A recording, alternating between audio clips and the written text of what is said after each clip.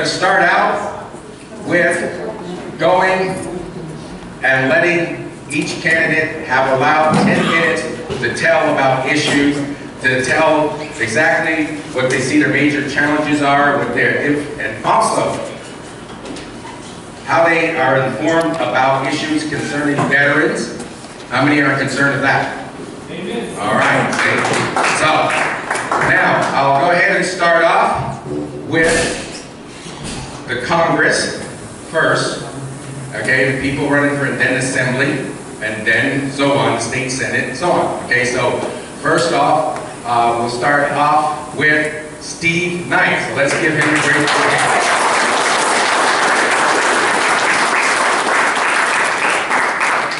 Thank you, Ronnie. Thank you, veterans, for coming out.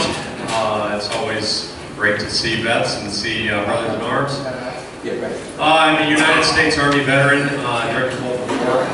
After that, I went into Los Angeles Police Department and served 18 years there. So I wore a uniform most of my adult life. As I went to Congress, I said that I had one goal: I want to be on armed services. And there are two committees in Congress that I think deal with the veterans and veterans issues, and that is Veterans Affairs, of course, and Armed Services. Armed Services fits me better because we have Plant 42 here. We have a connection to Edwards Air Force Base. We have a very small section of Edwards Air Force Base in the 25th District. We go all the way out to Ventura Air Base.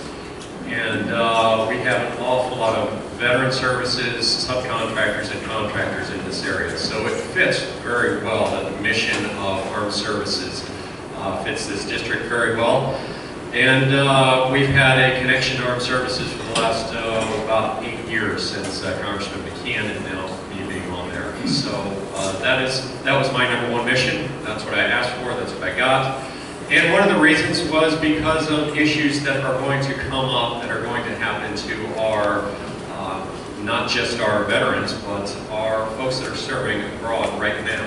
And you've all heard in the last week, a young person who was a journalist and wanted to make a name for themselves, so they wrote an article about the Cal Guard, and that has been fixed. So at 3:30 today, I will be getting a conference call from the Undersecretary of the Army and telling us that that has all been solved. So I had several conversations with many people in the Army and many people in leadership. I just got off the phone with Kevin McCarthy this morning, and I said, my piece of legislation is all ready to go to indemnify.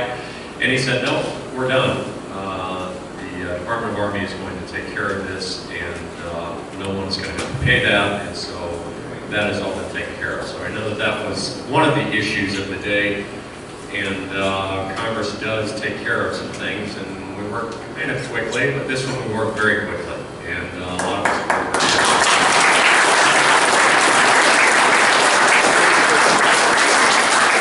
Yeah, an awful lot of vets in the California delegation, and we bind together, Republicans and Democrats, and we bind together to talk about vet issues, talk about what's happening with our folks that are employed, what's happening with our services on our bases. That's why I sit on military personnel, one of the subcommittees in Armed Services, because we talk about one issue that's very near and dear to my heart, that's commissaries and VXs. And there's been a move to get rid of commissaries. And so we've had to stand up the last couple of years and say, you know, have you ever been to Edwards Air Force Base? Have you ever been to some of these bases that are out in the boonies? I wouldn't say Edwards is out in the boonies. I think it's the center of everything. And you know, you get a young airman's wife that comes out there and she's 19 and she's got a 1-year-old, and now there's no commissary, and she finds out that the local grocery store is 26 miles away. She doesn't have a car. She might not have a license. So what do we do? So that was one of the things that we binded together, and we said these services are not just something that owe our veterans. They're actually something that we have to have. That is just common sense. So we will always fight for what is right on basis, the services, and the right living quarters.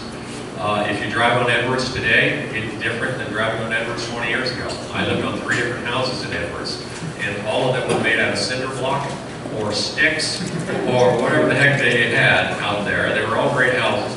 But now if you go out there, there's about probably half as many houses as there were, but they're all beautiful houses. They're state-of-the-art, and that's kind of an upgrade and bringing things to what we should do for our veterans. And I'll leave you on this. When we talk about our veterans, I talk about them with the highest regard. Not because I am an